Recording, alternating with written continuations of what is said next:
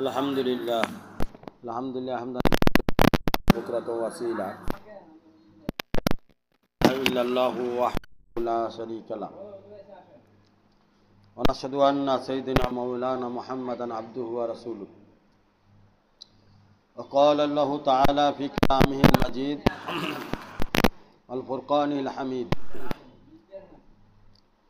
वल्लज़ीना जाहदू फ़ीना लनहदियन्नहुम सुबुलना व इन्नल्लाहा लमअल मुहसिनीन व क़ाला रसूलुल्लाहि सल्लल्लाहु अलैहि वसल्लम लअन्नल्लाहु अक़वाम यौमिल क़ियामा फ़ी वुजूहिहिम नूर अला मनाक़िब यग़बितुहुमुन नार वला शुहदा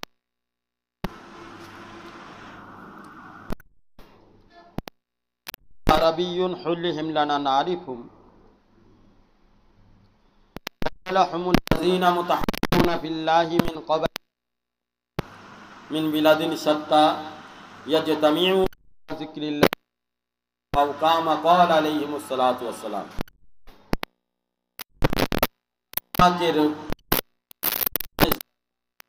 এবং করম যে রব্বুল আলামিন আমাদেরকে খানকা ইমদাদি মারকাজ মুদ্দিনে জামিয়া কাউসারিয়া মডেল মাদ্রাসায়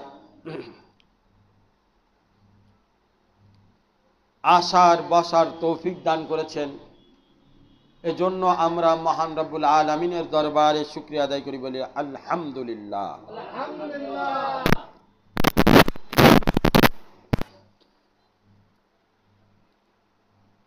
বন্ধুরা আমার, আদ-দীনু কুল্লুহু আদব, দিন পূর্ণটাই হচ্ছে আদব, ভদ্রতা, নম্রতা, পরিচ্ছন্নতা, পরিষ্কার। যে দিনের ব্যাপারে যত বেশি আদবকে রক্ষা করবে, আল্লাহ পাক তার সম্মান এবং ইজ্জতকে দিন ইসলামের লাইনে উঁচা মর্তবা, আলা মর্তবা দান করবেন। বন্ধুরা আমার, বর্তমান রমজান মাস চলমান। এই পবিত্র মাসে পবিত্রতা রক্ষা করার জন্য সর্বপ্রথম আমাদেরকে আদব শিক্ষা প্রয়োজন। রমজান মাসের সবথেকে বড় আদব হলো বান্দা সমস্ত প্রকার গুনাহ ত্যাগ করে তাকওয়াওয়ালা জিন্দেগি ইখতিয়ার করবে। এই মাস আমাদেরকে সবরের শিক্ষা দেয়। সুতরাং আমরা এই মাসের বরকতে সবরকে আপন করে নিয়ে আল্লাহ তাআলার দিকে অগ্রসর হব, এই মাসের কদর করব, সম্মান করব, ইজ্জত করব। এটাই রমজান মাসের আদবের তাকাজা। বন্ধুরা আমার, রমজান মাসের চারটি সময়কে আমরা খুব বেশি কদর করব, আদবের সাথে থাকব। চারটি সময়ের প্রথম সময় হচ্ছে ইফতারির সময়, দ্বিতীয় সময় সেহরি, তৃতীয় সময় হচ্ছে ফজর নামাজের পরে, চতুর্থ সময় হচ্ছে আসর থেকে মাগরিবের আগ পর্যন্ত।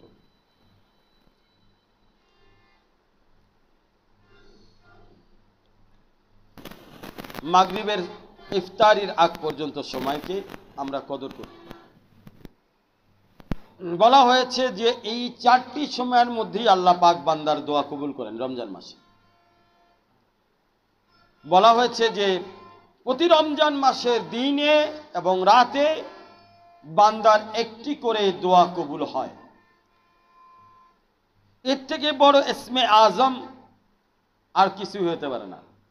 যখন আল্লাহ রসুল সাল্লাল্লাহু আলাইহি সাল্লাম বলে দিয়েছেন যে রমজান মাসে আল্লাহ পাক বান্দার একটি করে দোয়া কবুল করেন, তো আপনার আমার উচিত এবং আদবের তাকাদাও এটা যে এই সময়কে কদর করা এবং এই সময়ে কদর করার মাধ্যমে আমার দোয়াগুলো আল্লাহ তাআলার দরবারে আল্লাহ পাকের হুজুরে পেশ করা।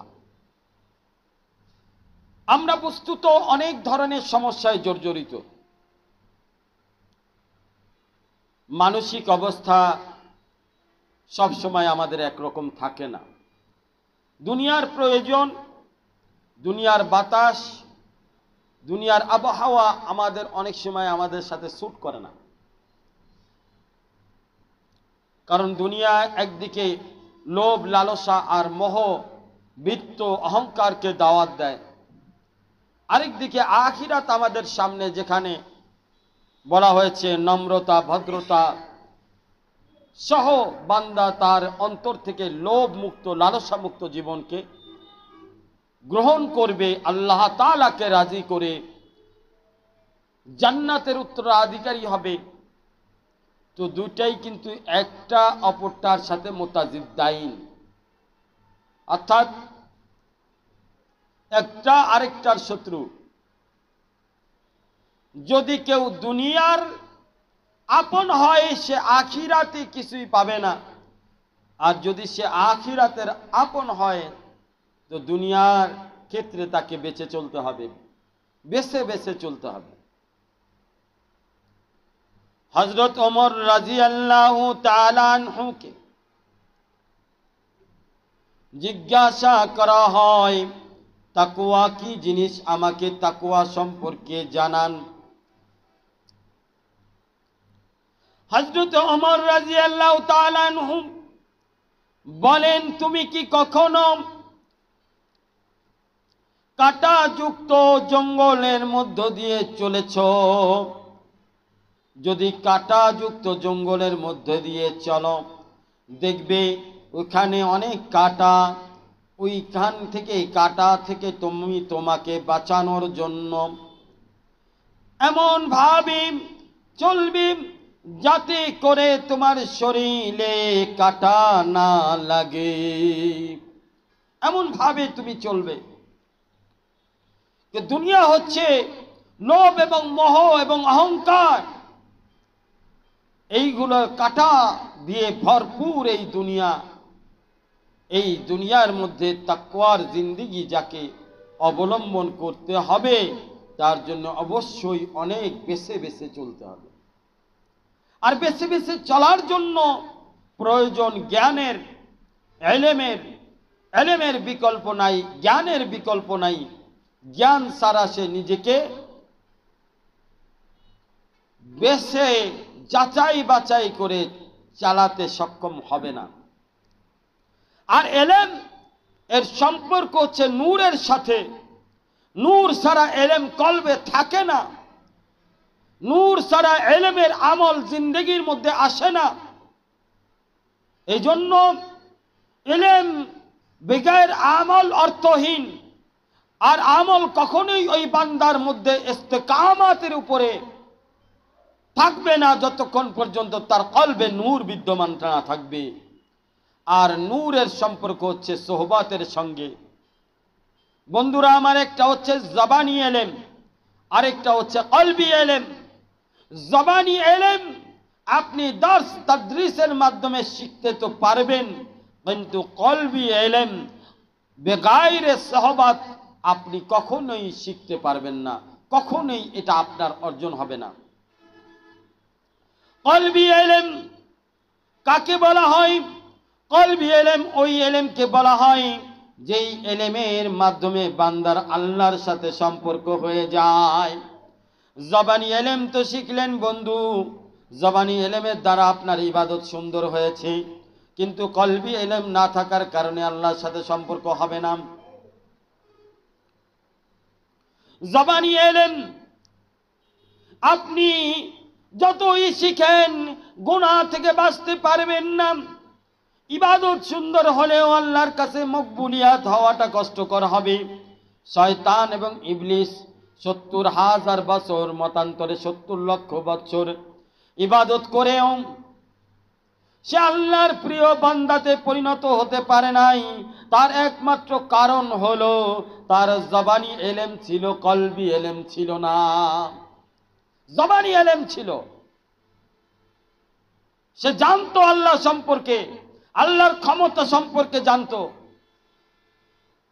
এবং সে ফেরেশতাদের উস্তাদ ছিল। ফেরেশতারা তার কাছ থেকে বিভিন্ন ধরনের এলেম শিখত, তদ্রিস, দরস তদ্রিস করাইতেন।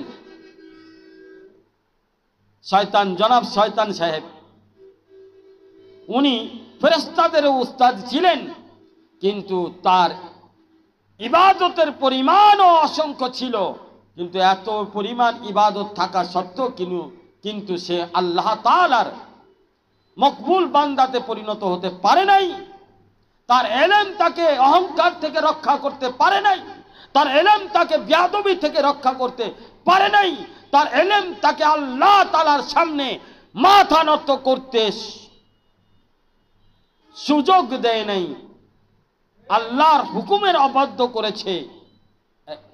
সুতরাং সে যে এলেম অর্জন করেছে, এই এলেমটা ছিল জবানি এলেম। সুতরাং কেউ যদি জবানি এলেমের উপরে বাহাদুরি করে, নিজেকে আলেম ভাবতে থাকে, তার এই ভাবাটা অর্থহীন যতক্ষণ না পর্যন্ত সে কলবি এলেম অর্জন না করবে। আর কলবি এলেম অর্জন করতে হলে কোনো না কোনো আল্লাহ ওয়ালার সোহবত লাজেমান জরুরি, কারণ এটা সারা কলবি এলেম অর্জন হবে না। কলবি এলেমের সম্পর্ক হচ্ছে নূরের সাথে, আর নূরের সম্পর্ক আমলের সাথে। বান্দা ততক্ষণ পর্যন্ত নূর অর্জন করতে পারবে না যতক্ষণ পর্যন্ত কোনো না কোনো নেক আল্লাহ ওয়ালা বান্দাদের সোহবত অর্জন না করবে। কারণ নূর আর আমলের সম্পর্ক ইশকের সাথে, মহব্বতের সাথে।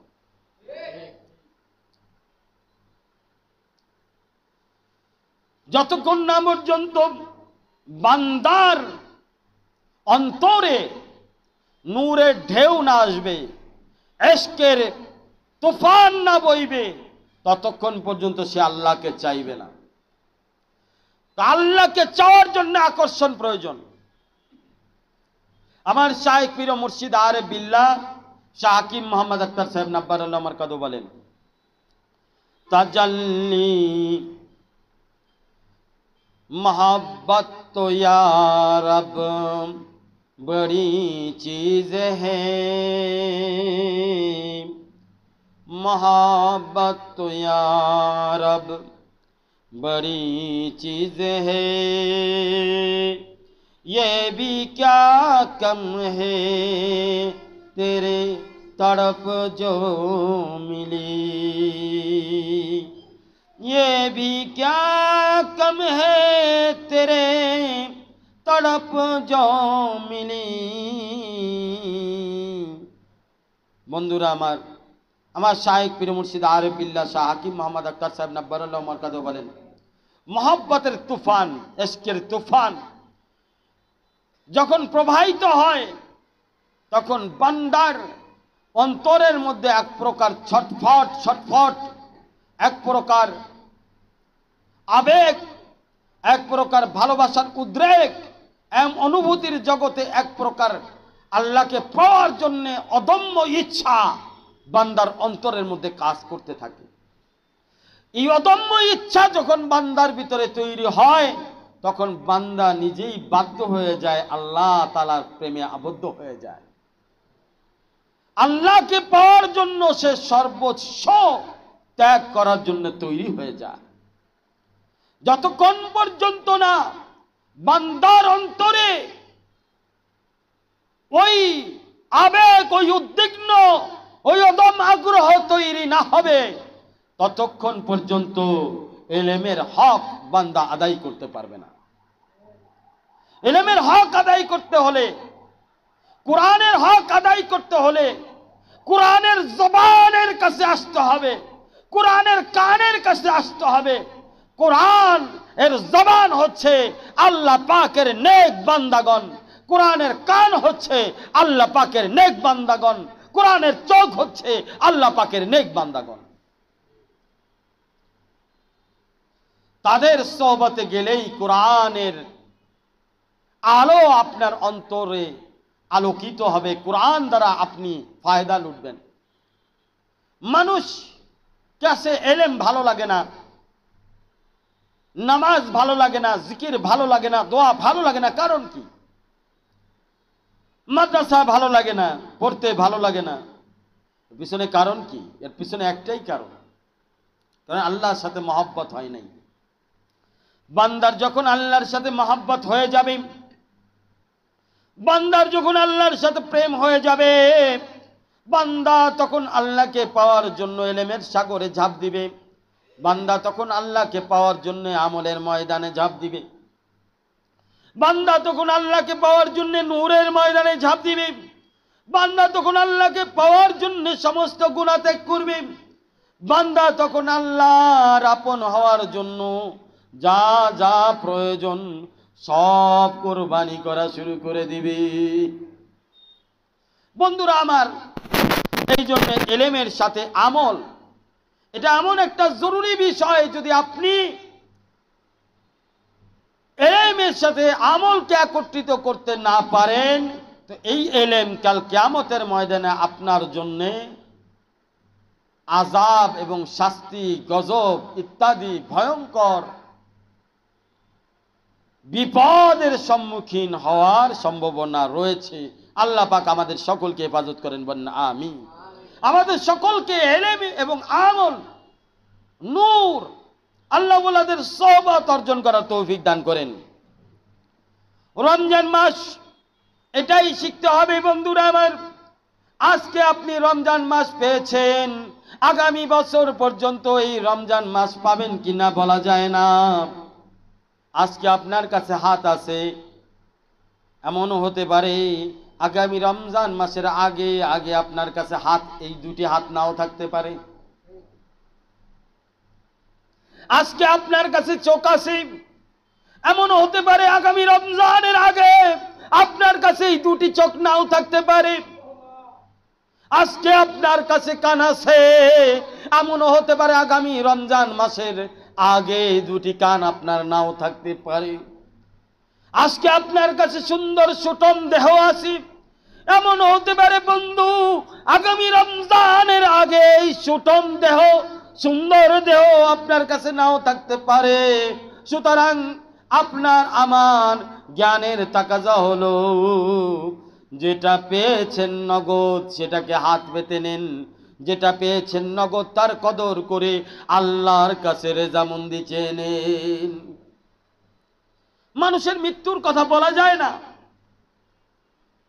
সাহাবী রাদিয়াল্লাহু তাআলা আজমাইন রমজান মাস পাওয়ার জন্য 6 মাস পূর্ব থেকে মেহনত করতেন।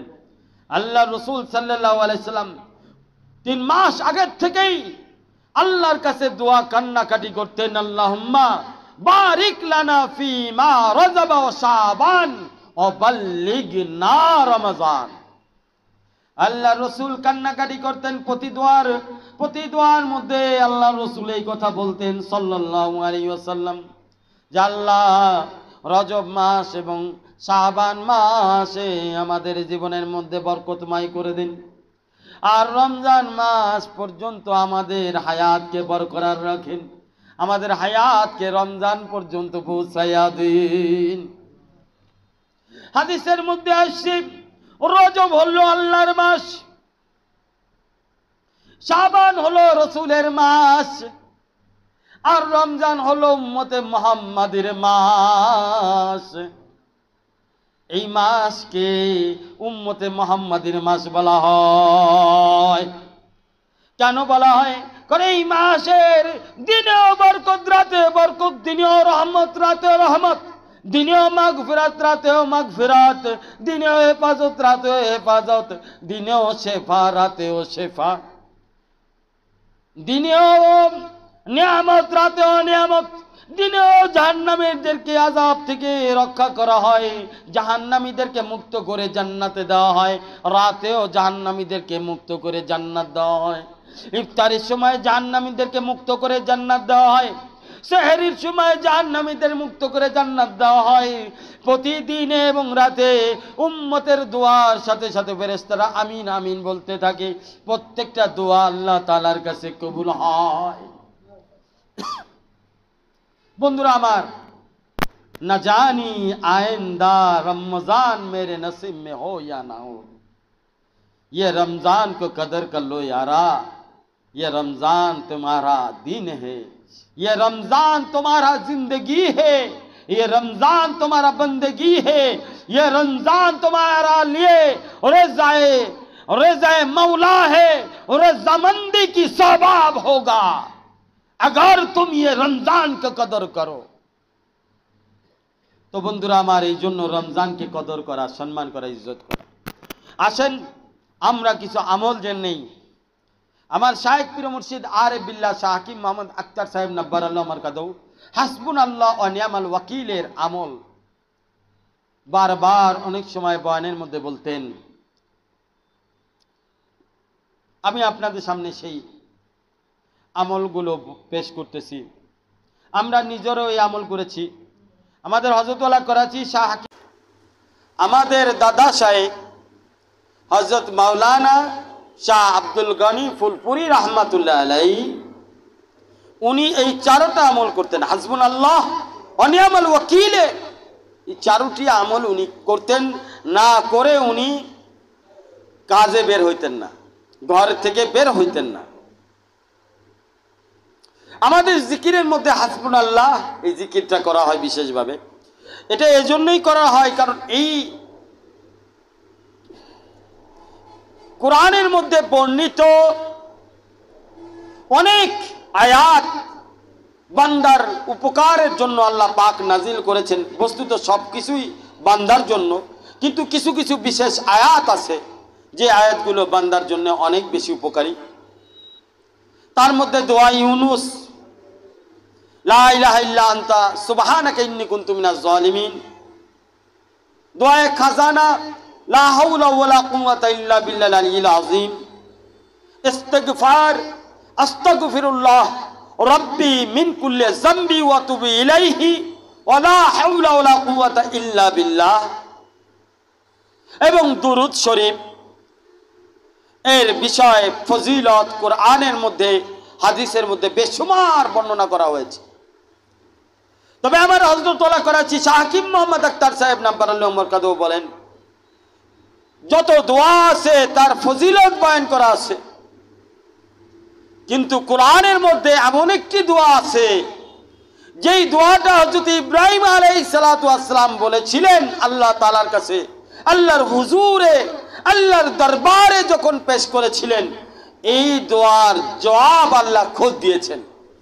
অন্যান্য আয়াতে ডাইরেক্ট জবাব দেওয়া হয়েছে এরকম পাওয়া যায় না, কিন্তু হাসবুনাল্লাহ ওয়া নি'মাল ওয়াকিল যখন বলা হয়েছে তখন ইব্রাহিম আলাইহিস সালাতু ওয়াস সালামের এই দোয়ার বরকতে ডাইরেক্ট আল্লাহ পাক আগুনকে নির্দেশ করেছিলেন, ইয়া নারু কুনি বারদাও ওয়া সালামান আলা ইব্রাহিম, হে আগুন তুমি আমার ইব্রাহিমের জন্য শান্তিদায়ক নাতিশীতোষ্ণ এসির মতো হয়ে যাও, জান্নাতের বাগান হয়ে যাও।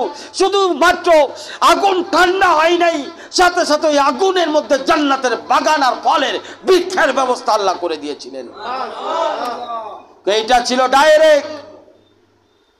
এই দোয়ার ফজিলত হলো ডাইরেক্ট।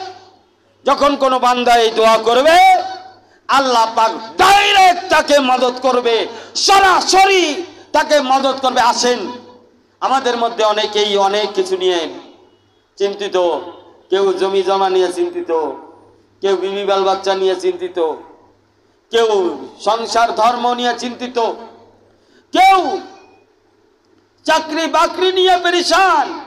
আমি আপনাদেরকে বলবো, আসেন আমার শায়েখের দেখানো এই নির্দেশিত পথ যেটা কোরআন এবং হাদিসকে প্রমোট করে, সেই কোরআন এবং হাদিসের দেখানো পথে আমার শায়েখ যে পথ দেখিয়েছেন সেই পথে আমরা অগ্রসর হই।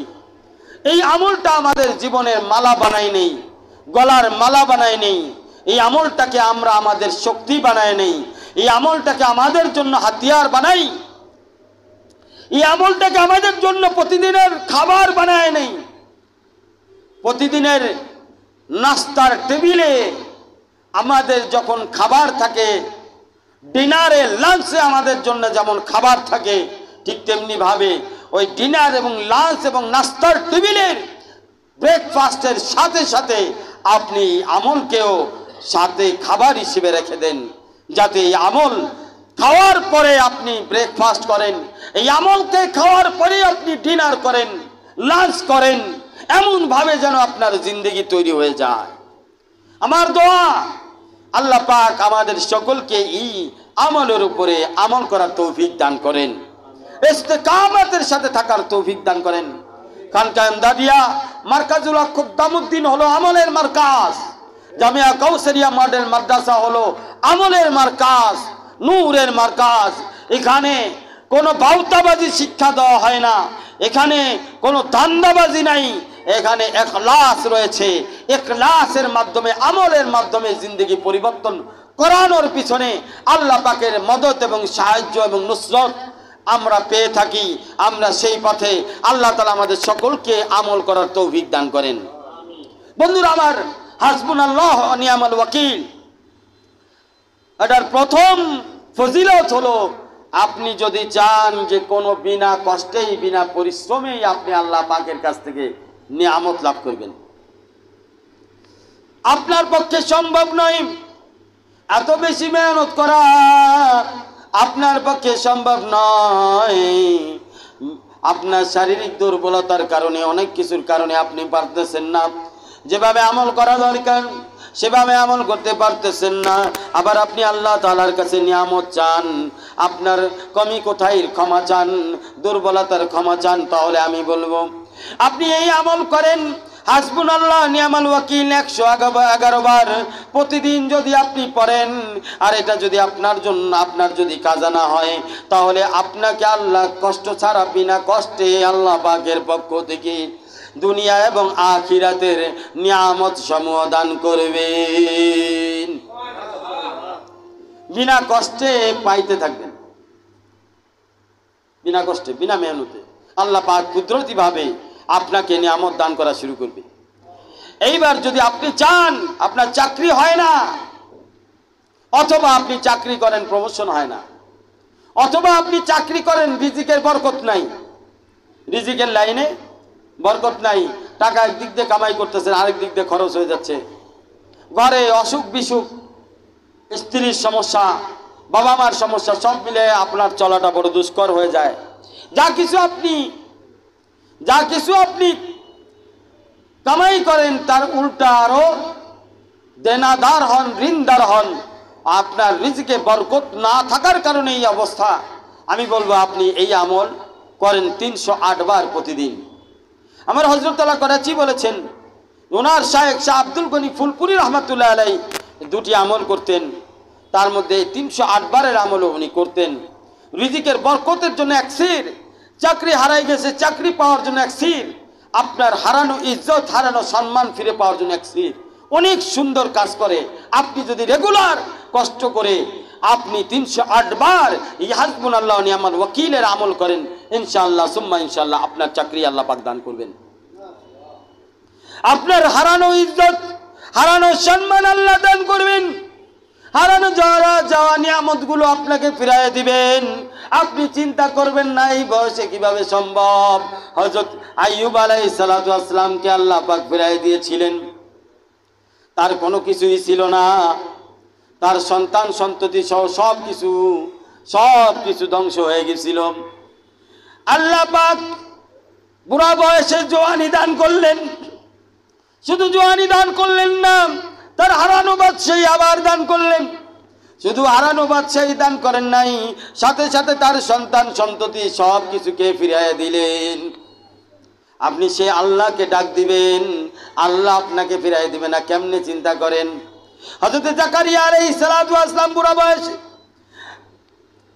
আল্লাহ কি বললেন, আল্লাহ কিভাবে সম্ভব, আমি তো বুড়া, আমার ঘরে কিভাবে সন্তান হবে। আল্লাহ পাক বললেন আল্লাহ পাকের পক্ষে সব সম্ভব। আল্লাহ পাক শুধু সন্তান দেওয়ার ঘোষণা করে নাই, সাথে নামও বলে দিলেন ইসমুহু ইয়াহইয়া। আমি নাম দিয়ে দিলাম, সেই সন্তানের নাম হবে হযরতে ইয়াহইয়া আলাইহিস সালাম। আল্লাহ এটাও বলে দিলেন, আমি যে তোমার নাম সন্তানের নাম রাখলাম এটা আনুখা নাম, এর পূর্বে এই নাম কেউ রাখে নাই। এর পূর্বে হযরত মরিয়ম আলাইহিস সালাতু ওয়াস সালামের কাছে ফেরেশতা আসলো। মরিয়ম আলাইহিস সালাম বলল যে আপনি কে? আপনি যদি কোনো না মাহরুম হয়ে থাকেন আপনি আমার থেকে দূরে সরে যান। কিন্তু আসলে ফেরেশতা ছিল। ফেরেশতা বলল আমি আল্লাহর হুকুমে এসেছি, তোমার জন্য আল্লাহ পাক সন্তানের সুসংবাদ দিয়েছে, নাম হচ্ছে ঈসা। মরিয়ম আলাইহিস সালাতু ওয়াস সালাম বললেন এটা কিভাবে সম্ভব? আমি তো কোনো বিবাহ শাদী করি নাই, কোনো স্বামী আমাকে টাচ করে নাই। হযরত মরিয়ম আলাইহিস সালামের কথার উত্তরে হযরত জিবরাইল আলাইহিস সালাতু ওয়াস সালাম বললেন আল্লাহ পাকের ইচ্ছা, আল্লাহ পাক যা ইচ্ছা তাই করতে পারে, আল্লাহ পাকের কাছে এগুলো কোনো ব্যাপারই না, একবারে সহজ। সুতরাং আপনি যদি চিন্তা করেন আমার পক্ষে এটা সম্ভব কিনা, আমার বয়স হয়ে গেছে, আমি এটা ছেড়ে দিছি, অমুক হয়ে গেছে, তমক, ওইগুলো বাদ দেন। ছোট্ট কি লোকাল মধ্যে হাল শো আমার শায়েখ পীর ও মুর্শিদ আরিফ বিল্লাহ শাহ হাকিম মোহাম্মদ আক্তার সাহেব নাব্বারাল্লাহু বারাকাতুহু বলতেন, তুমি অমক তমক প্রশ্ন করা বাদ দাও, তুমি জিন্দগিকে বন্দিগি বানাও, জিন্দগিকে আল্লাহর রেজামন্দির জন্য ফেদা করো। আমার শায়েখ পীর ও মুর্শিদ আরিফ বিল্লাহ শাহ হাকিম মোহাম্মদ আক্তার সাহেব নাব্বারাল্লাহু বারাকাতুহু বলতেন, ও खोले या ना खोले दर इस पे क्यों है तेरे नजर, ओ खोले या ना खोले दर इस पे क्यों है तेरे नजर, तू तो बस अपना कम कर यानी सदा लगाए जा। আল্লাহ পাক কি করবেন সেটা আল্লাহর ব্যাপার, আপনার পক্ষে কি ফয়সালা করবে সেটা আল্লাহ পাকই ভালো জানেন। আমি আপনি আল্লাহর বান্দা, আমার কাজ হচ্ছে আমি আপনি আল্লাহকে রাজি খুশি করার জন্য সর্বদা চেষ্টা করব। বন্ধুরা আমার, আপনি যদি চান যে আপনার যত নিয়ামত আছে সব নিয়ামতকে আপনি ব্যবহার করতে চান এবং নিয়ামতের হক আদায় করার সাথে সাথে আপনি দুনিয়ার লাইনে বড় হতে চান,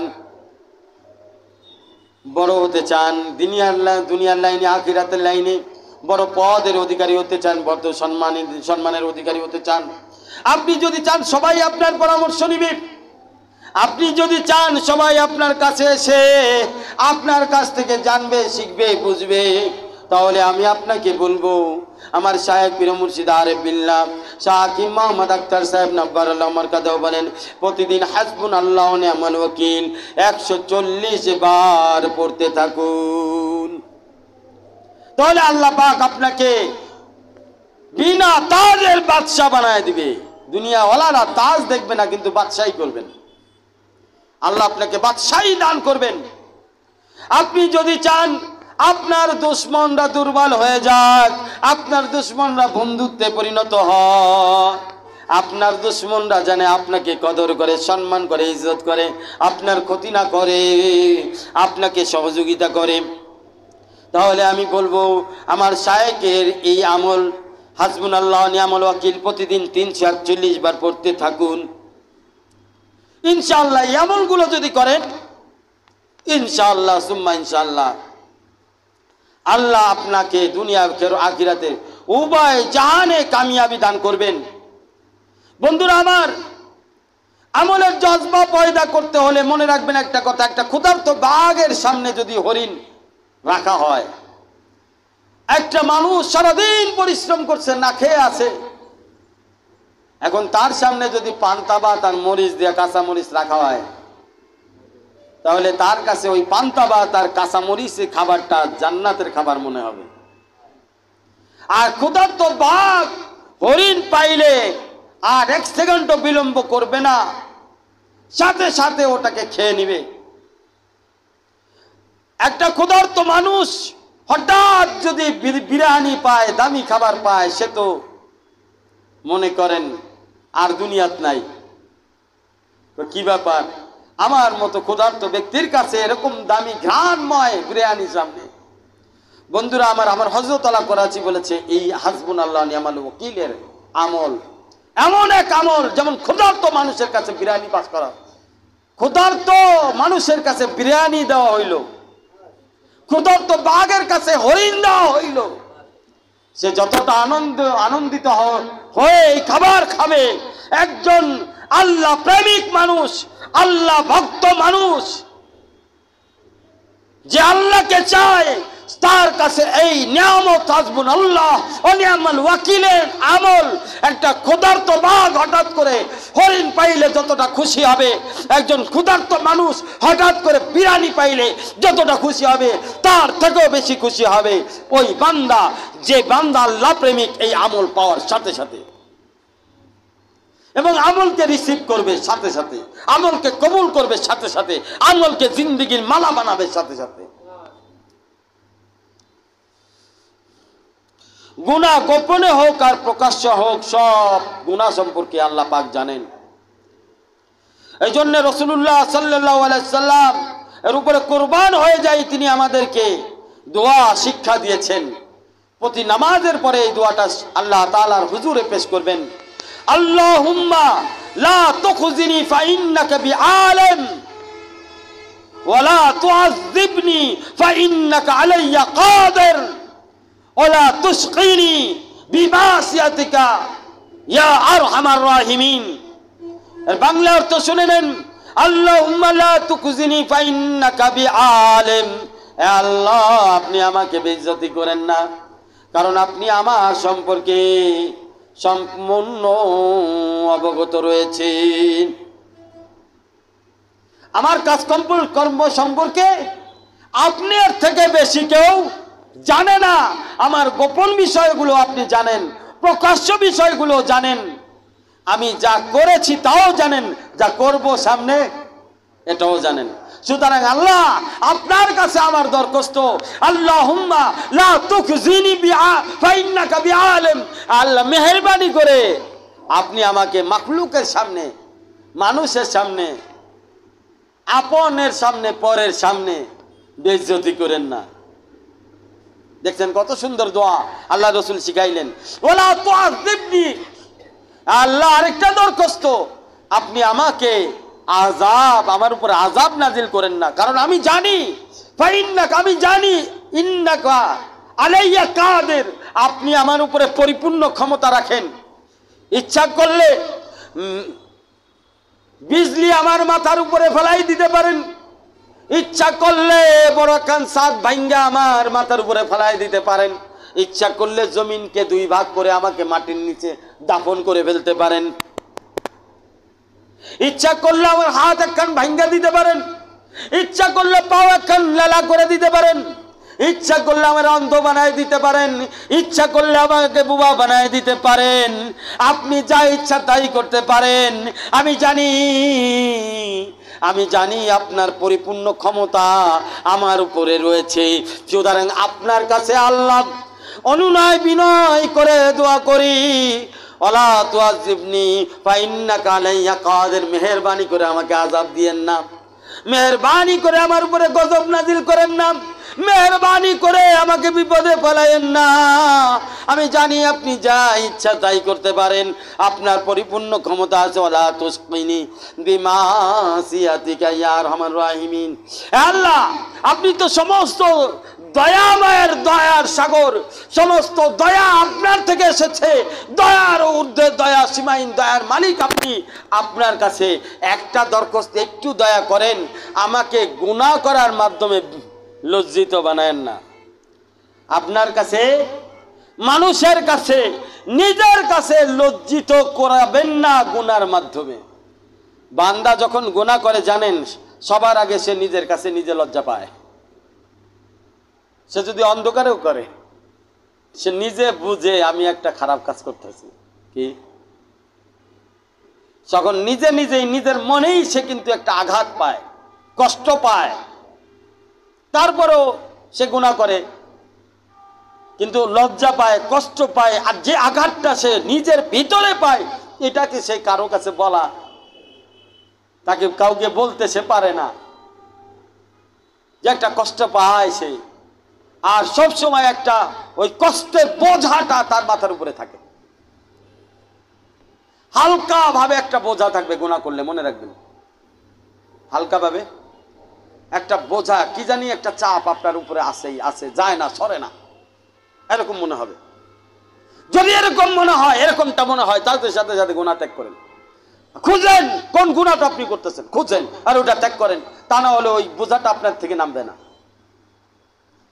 ওটা গুনার বোঝা না, ওটা জাহান্নামের আগুনের বোঝা। ওটা দুনিয়াতে হালকা ভাবে আছে, কিয়ামতের ময়দানে ফাইনাল হয়ে যাবে। বন্ধুরা আমার, এই জন্য সবার আগে বান্দা নিজেই নিজের কাছে লজ্জিত হয় যখন সে গুনাহ করে। তারপরে যদি তার গুনাহটা প্রকাশ হয় পাড়া প্রতিবেশী আত্মীয় বন্ধু মহলে, তো সেখানেও সে লজ্জা পায়। তার মানে গুনাহ নিজেই হচ্ছে আপনার জন্য লজ্জার কারণ, বিপদের কারণ, আপনার সম্মান হানির কারণ। যেই জিনিস আপনার সম্মানকে হানি করে, যেই জিনিস আপনাকে লজ্জা দেয়, যেই জিনিস আপনার মর্যাদাকে কমায়, আপনি সেই জিনিসকে কেন ধরে আছেন, সেটা কেন ত্যাগ করেন না? অথচ আপনি বুঝেন, জানেন, যাই না বুঝে কেন গুনাহ করেন? সুতরাং আল্লাহ রসুল শিখাই দিলেন যে আপনি এই দোয়া করেন আল্লাহর কাছে, আল্লাহ ওয়ালা তুসকিনি বিমাসিয়াতিকা, আপনি গুনাহ করার মাধ্যমে আমাকে আমার কাছে, সমাজের কাছে, মানুষের কাছে, ফেরেশতাদের কাছে, তোমার কাছে, হাবিবের কাছে, তোমার হাবিব সাল্লাল্লাহু আলাইহি ওয়াসাল্লামের কাছে লজ্জিত করে দিয়েন না। মেহেরবানি করে আপনি আমাকে গুনাহ থেকে হেফাজত করেন। বন্ধুরা আমার, এই জন্য সকল প্রকার গুনাহ থেকে বাঁচতে হবে। যত প্রকার গুনাহ আছে, গুনাহ থেকে না বাঁচলে আল্লাহর প্রিয় হওয়া যাবে না। বন্ধুরা আমার, দুনিয়া সবসময় আমাদেরকে গুনার দিকে টানে, আল্লাহওয়ালারা এর বিপরীতে আপনাকে আখিরাতের দিকে টানে। আল্লাহওয়ালাদের চলাফেরা, উঠা বসা আনোখা, তারা দুনিয়াকে নিজ থেকে খালি রাখে, দুনিয়াকে তার ভিতরে প্রবেশ করতে দেয় না। এটা কিভাবে? দারুল উলুম করাচির বানিয়ে করাচি মুফতি শফি সাহেব রহমাতুল্লাহ আলাইহি, যিনি মারিফুল কোরআনের মুসান্নিফ, তিনি তার শায়েখ পীর ও মুর্শিদ আরিফ বিল্লাহ হাকিমুল উম্মত আশরাফ আলী থানভী রহমতুল্লাহ আলাইহির সাথে সফরে যাচ্ছেন। এমত অবস্থায় আশরাফ আলী থানভী রহমতুল্লাহ আলাইহি কাগজে কি যেন লিখছেন, আবার আল্লাহর জিকিরের মধ্যে সব মশগুল হয়ে গেলেন। কাজ শেষে আল্লামা শফি সাহেব রহমতুল্লাহ আলাইহি তার শায়েখ আশরাফ আলী থানভী রহমতুল্লাহ আলাইহিকে প্রশ্ন করলেন, হযরত আপনি কাগজের মধ্যে কি লিখলেন? আশরাফ আলী থানভী উত্তর দিলেন যে দেখো, দুনিয়া যদি আমি মাথায় রাখি, অন্তরে রাখি, এই দুনিয়া আমাকে আখিরাত থেকে দূরে সরাই দিবে। এই জন্য দুনিয়াটাকে আমি কাগজের মধ্যে লিখে রাখলাম, দুনিয়াটাকে আমি কাগজের মধ্যে লিখে রাখলাম, যাতে আমার মাথা, আমার অন্তর দুনিয়া থেকে খালি থাকে। আর আমার মাথা আর অন্তর যখন দুনিয়া থেকে খালি থাকবে, এই খালি জায়গায় আমি আল্লাহর জিকির দেয়া ভরপুর করে দিব ইনশাআল্লাহ। এজন্য দুনিয়াকে খালি করেন, দুনিয়াকে খালি রাখেন, কাগজের মধ্যে লিখে রাখেন। সবাই ডায়েরি রাখবেন পকেটে। অর্থাৎ দেখা গেছে আপনার শায়েখ একটা কথা বলছে, দুনিয়ার কথাই তো বলতে পারে নাকি, মাদ্রাসার কোনো কাজ আছে, অথবা আপনার অফিসের কোনো কাজ আছে, অথবা আপনার বাড়ির কোনো কাজ আছে, আপনি কথা একটা ডায়েরি পকেটে রাখেন, ওটা ওইখানে লিখে রাখেন আজকে কি কি কাজ। তাইলে ডায়েরির মধ্যে আছে, আপনার ব্রেন খালি হইলো, অন্তর খালি হইলো, এবং ব্রেনের মধ্যে পরিশানি নাই, অন্তরের মধ্যে পরিশানি নাই। এবার আল্লাহর জিকির করতে থাকেন, এইবার আল্লাহর জিকির করেন, দেখবেন ব্রেন কুল হয়ে যাবে, নূর দ্বারা অন্তর ভরে যাবে।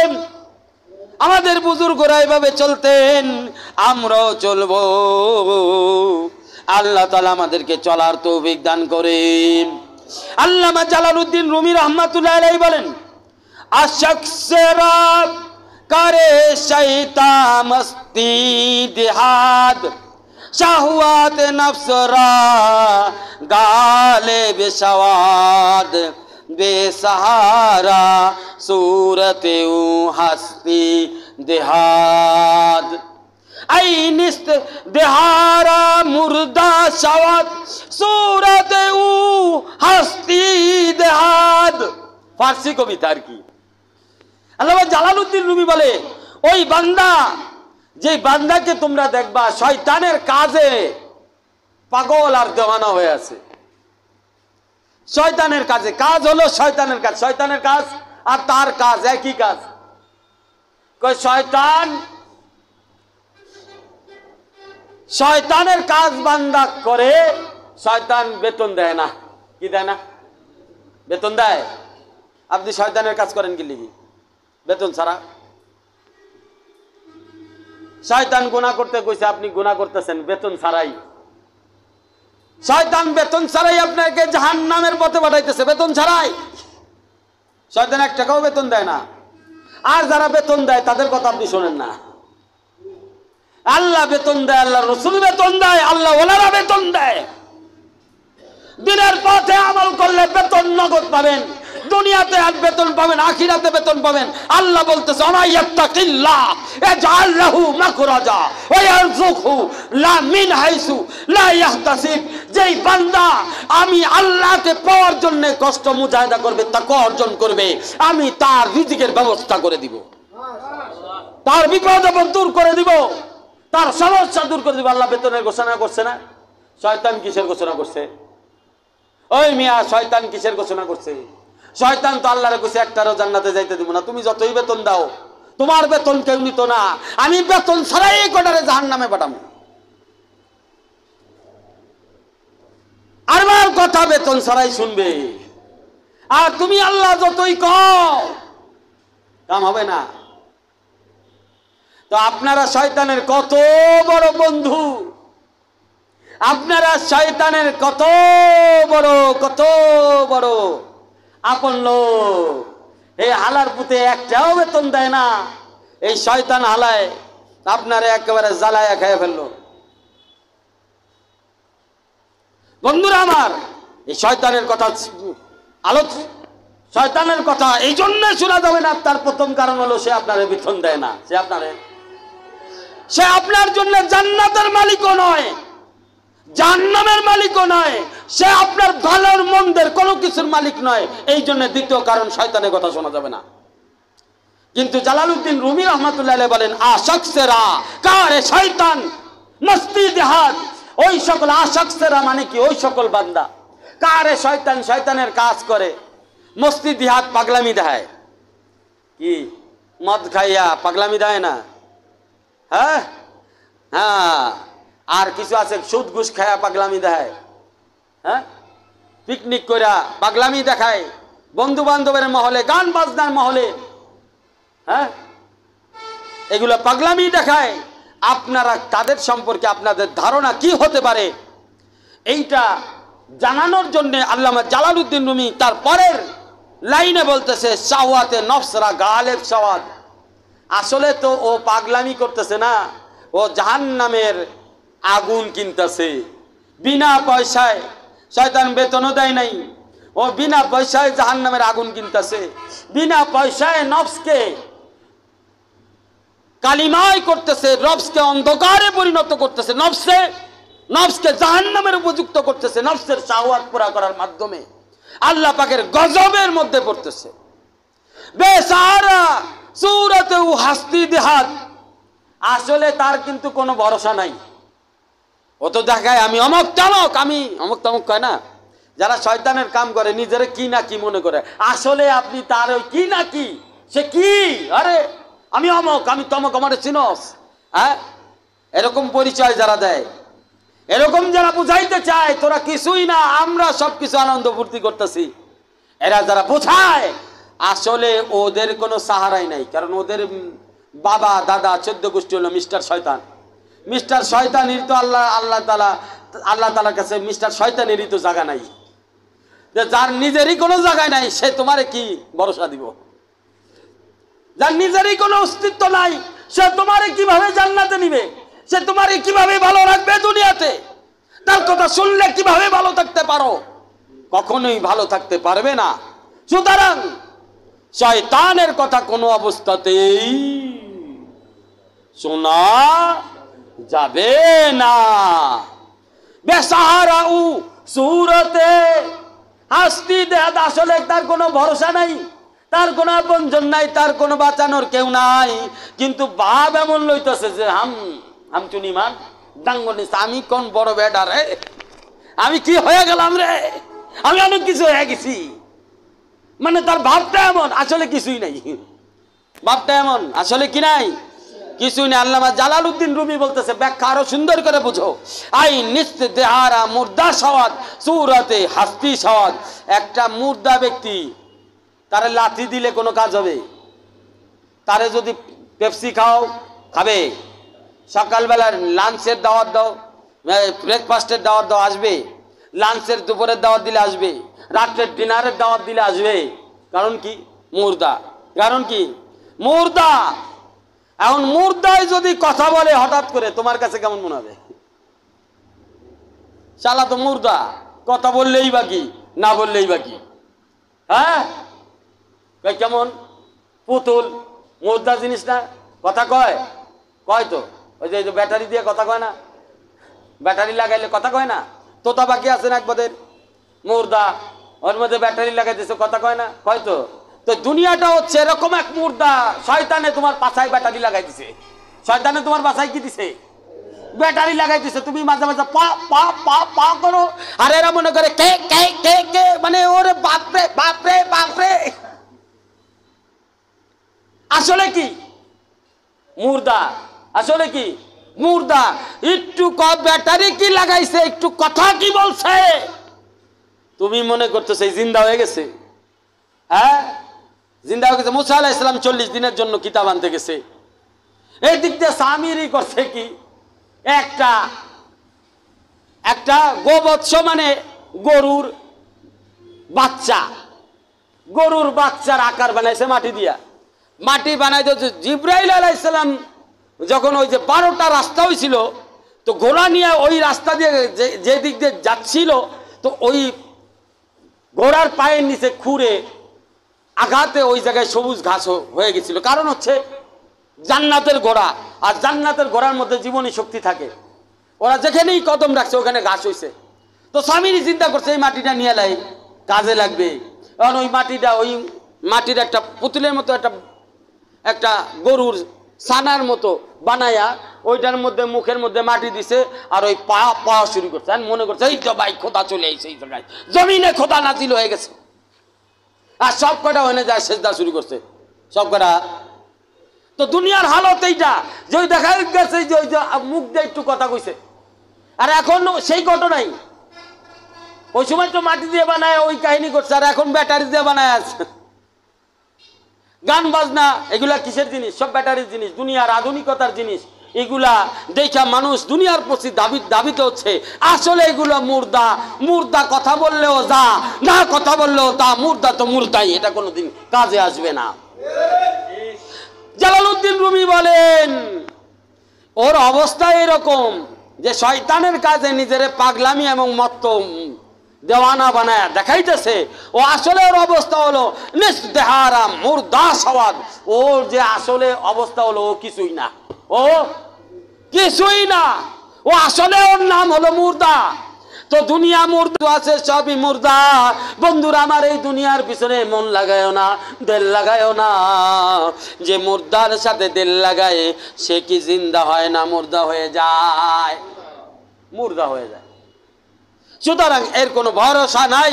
দুনিয়া সুরাতান যাই দেখো, 20 তলা 30 তলা, যাই দেখো এমপি মিনিস্টার, যাই দেখো সুন্দরী সুন্দরী নারী, গাড়ি বাড়ি, এগুলো আসলে মুর্দা।